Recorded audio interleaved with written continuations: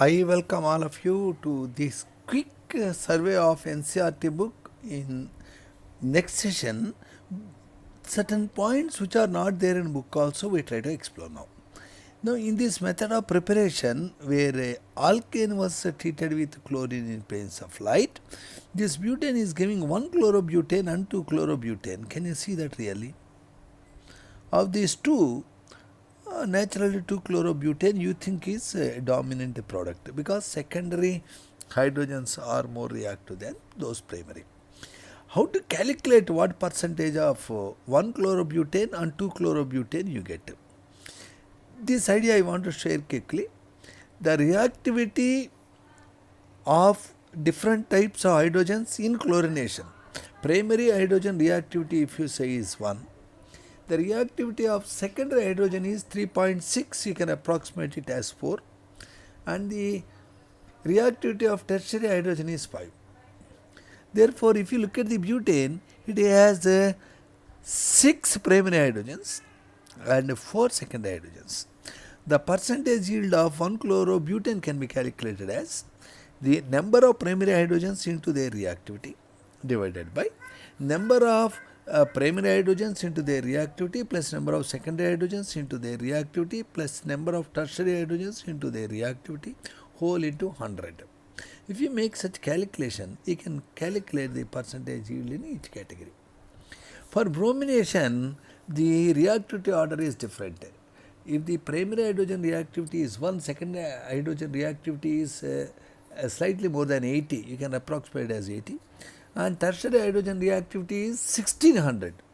So, as the reactivity is decreasing, selectivity is going to increase. That is the point I am saying. Now we are looking at next idea. Next idea is, this reaction is electrophilic substitution. To bring about electrophilic substitution, you don't want to disturb the methyl side chain, you want to add halogen only to the benzene nucleus. That is, you are preparing aryl halide. For this, you know Friedel-Crafts reactions. Friedel-Crafts reaction often require a halogen and a halogen carrier, maybe AlCl3. AlCl3 is a fellow who can combine with halogen to give AlCl4 minus and Cl plus. That Cl plus is going to replace hydrogen. That hydrogen is really more activated, which is there in ortho position to methyl, because methyl is a activating group. All activating groups prefer halogenation in ortho para positions for the reasons you studied in first year. Instead of using AlCl3, you can use other Friedel-Crafts catalysts like FeCl3, or you can use TiCl4, BaCl3, so on. So, this is second reaction is Sand-Meyer reaction. In this reaction, you are endeavoring to convert the NH2 of the benzene into X minus. In this reaction, as a first step, you take aniline, that is NH2 locked to benzene. When it is reacting with NaNO2 plus HCl at 0 to 5 degrees centigrade, this NaNO2 HCl will react to give HNO2, nitrous acid. That nitrous acid is a very crazy thing that reacts with primary amine, that is NH2 group, and give you diazonium chloride. The mechanism we see later on. This benzene diazonium chloride preparation is called diazotization, must be carried out at 0 to 5 degrees. This diazonium chloride, when reacts with copper halides, you are getting the chlorobenzene. If you take copper chloride, bromobenzene, if you take cuprous bromide, so on. Mind you, it is Cu2Cl2 or Cu2Br2. Next, we have one more reaction.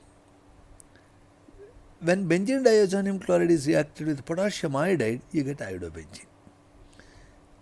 In this method, you can't prepare fluorobenzene. For that, you require something called Sheeman reaction, about which we see later on.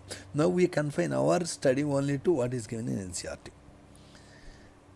Next, alkenes can be added with HX. Normally, if you have a unsymmetric alkene like propene, hydrogen prefers to go to that carbon across the double bond which has more hydrogens. Rich become richer. Why it is like that? The first step is addition of H plus, generation of carbocation. If the hydrogen is added to this terminal carbon, you are getting a secondary carbocation which is stable that rapidly attacked by I minus to give iodo-propane. Therefore, though you are getting two products,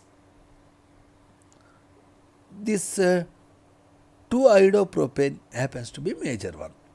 Reactions which give one as a major product out of two possible products are called as regioselective reactions. It is a regioselective reaction. Next, addition of halogen. Whenever a halogen like bromine is added across a double bond, bromine reddish brown color disappears. The Br2 is added, one bromine each on each carbon.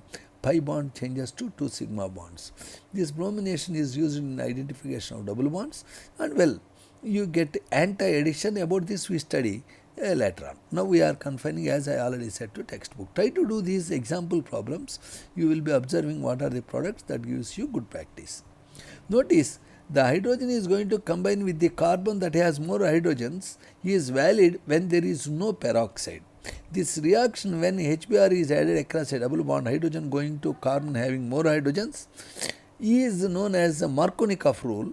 Markovnikov rule is violated if there is a peroxide. It is called anti-Markovnikov addition. Perhaps you might have studied about that in 11th class. Again, we are going to look at that in detail later on. At the moment, try to look at the problems, example problems given in the textbook. Next, you will be surveying to next page. Next reaction is halogen exchange reactions. In this, alkyl halide when treated with NaI gives alkyl iodide. This reaction where the alkyl halide is converted to alkyl iodide is known as Finkelstein reaction.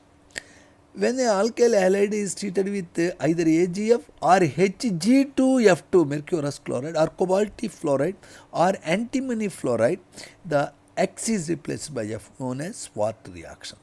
So these are the reactions given in the book.